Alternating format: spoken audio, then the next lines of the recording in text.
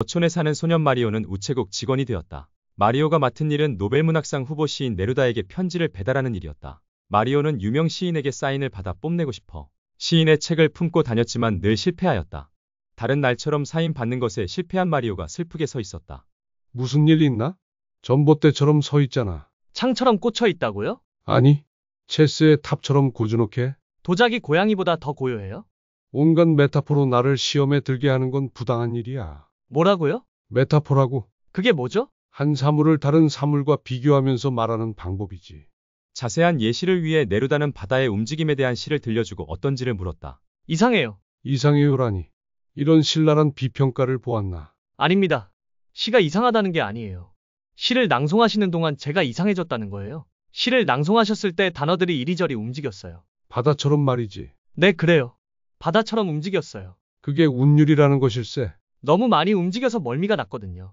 제가 마치 선생님 말들 사이로 넘실거리는 배 같았어요. 내가 뭘 만들었는지 아니? 메타포지. 우연이 아닌 이미지는 없어. 선생님은 온 세상이 바람, 바다, 나무, 산, 불, 동물, 집, 사막, 비, 이제 그만. 기타 등등이라고 해도 되네. 기타 등등. 선생님은 온 세상이 무엇인가의 메타포라고 생각하시는 건가요? 마리오의 말에 네루다는 놀라 생각에 잠겼다. 마리오는 돌아가는 길에 바다의 움직임을 살펴보았지만 아무런 메타포도 떠오르지 않았다. 열불이 난 마리오는 술집에 들어갔다. 바로 그때 술 한 모금도 마시지 않고 핑 돌아버릴 정도로 취해버렸다. 술집에 있는 소녀 베아트리스에게 한눈에 반해버린 것이다. 다음날 마침 네루다에게 온 전보도 있고 해서 마리오는 곧장 네루다 시인에게 갔다. 선생님, 저 사랑에 빠졌습니다. 별 심각한 일이 아니군. 다 치료법이 있으니까. 치료법이라고요? 치료법이 있다고 해도 차라리 아프고 말겠어요. 소녀를 위해 편지를 써주세요. 알지 못하는 사람에 대해 쓸 수 없어. 전보에는 네루다에게 대통령 후보로 나올 것을 요청하는 내용이 있었다. 네루다는 대통령 후보일로 떠나고 마리오는 혼자 남아 베아트리스에게 전할 시를 쓰려고 했지만 잘 쓰이지 않았다. 네루다와 어울리던 마리오를 눈여겨보던 당원들은 집회에서 마리오에게 시를 읊어달라고 하였다. 마리오는 네루다의 시를 낭송하며 많은 시를 외우게 되었다. 마리오는 네루다의 시를 이용해 베아트리스에게 고백을 하였다. 베아트리스는 집으로 돌아와 생각에 잠겼다. 딸의 고백을 받는 모습을 멀리서 지켜봤던 어머니가 다가왔다. 마리오가 무슨 말을 했지? 메타포요. 어떤 메타포지? 그가 말하기를 제 미소가 얼굴에 나비처럼 번진대요. 그리고 한창을 신랑이 하던 베아트리스에게 어머니가 말했다. 처음에 말로 찝적대는 남자들은 다들 나중에 손으로 한술 더 뜨는 법이야. 번드르르한 말처럼 사악한 마약은 없어. 총구석 술집년을 베네치아 공주처럼 느끼게 만들지 허공에서 사라지는 불꽃놀이일 뿐이라고. 가방 싸. 기막혀. 남자애 하나가 내 미소가 얼굴에서 나비처럼 날개짓한다 그랬다고 산티아고에 가야 되다니. 그 뒤 베아트리스는 항상 어머니의 감시 아래 있어 마리오와 만날 수 없게 되었다. 그쯤 네루다는 같은 당원 아엔데와 연합을 위해 대통령 후보를 사퇴하고 고향으로 돌아왔다. 베아트리스 어머니는 네루다의 집에 방문했고 마침 집에 있던 마리오는 떨리는 마음으로 커튼 뒤에 숨었다. 베아트리스 어머니는 네루다의 시로 우체부가 자신의 딸을 희롱한다고 한바탕 퍼붓고 돌아갔다. 시인 동무, 당신이 저를 이 소동에 빠뜨렸으니 책임지고 저를 구해주세요.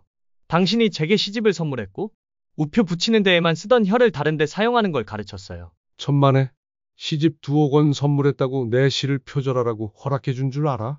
게다가 자네는 내가 아내를 위해 쓴 시를 베아트리스에게 선사했어. 시는 쓰는 사람의 것이 아니라 읽는 사람의 것이에요. 시간이 흘러 결국 아엔데가 대통령으로 당선이 되고 네루다가 있던 아슬라 네그라는 축제 분위기였다. 특히 베아트리스의 주점은 축제의 분위기로 손님이 가득했는데 그 틈을 노려 마리오는 베아트리스를 따로 만나 일을 치렀다. 엎질러진 물이지. 두 사람은 결혼하게 되었다. 대통령 최측근인 네루다는 주프랑스 대사가 되어 파리로 다시 가게 되고 마리오는 행복하게 결혼 생활을 하였다. 즐겁게 지내는데 네루다에게 편지가 왔다. 편지에는 안부를 전하는 내용이 있었고 마리오는 실망했다. 편지에 의례 따라오던 추신이 없었기 때문이다. 마리오는 소포를 뒤졌고 소포 안에 녹음기가 있었다. 녹음기 옆에는 초록색 잉크로 가운데 단추를 눌러보라는 내용이 적혀 있었다. 마리오는 천천히 녹음기를 눌렀다. 시인은 음성으로 아슬라 네그라의 소리들이 그리우니 소리를 녹음해 달라고 하였다. 마리오는 마치 우표 수집광처럼 집요하게 소리들을 녹음했다. 그리고 몇 달을 공들인 녹음기가 네루다의 파리의 집무실에 도착했다. 첫째, 종로의 바람소리. 둘째, 종로의 큰 소리. 셋째, 바위가 파도 소리. 넷째, 갈매기 소리.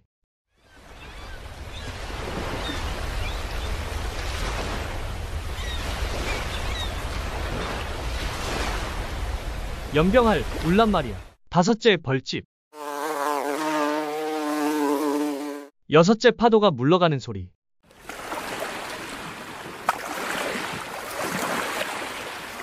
일곱째 파블로 네프탈리 히메네스 곤살레스군. 어느 날은 방송국에서 노벨 문학상 수상소감을 발표하는 네루다 모습이 방영된다고 하여 동네 사람들은 모두 주점 텔레비전 앞에 모였다. 네루다의 수상소감과 함께 동네 사람들은 모두 축제 분위기로 무르익었다. 그리고 텔레비전에서는 간간히 군인들이 폭탄을 터뜨리며 시위한다는 소식이 흘러나왔다. 어느 밤 마리오는 네루다의 집 쪽에서 2번이나 종소리가 들리는 것을 들었다.